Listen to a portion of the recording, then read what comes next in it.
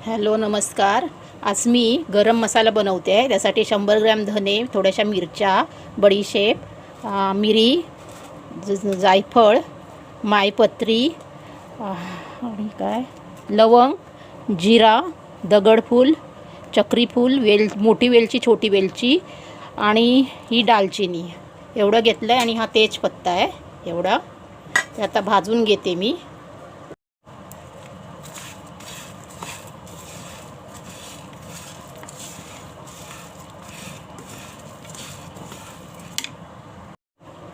हे भाजून झालं एवढं।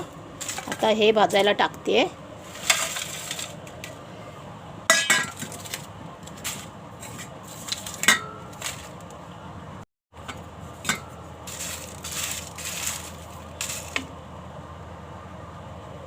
सगळं भाजून झालं आणि एकत्र करून ठेवलंय।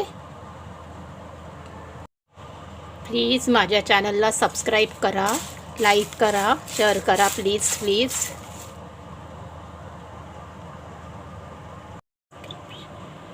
मसाला दळून तयार आहे।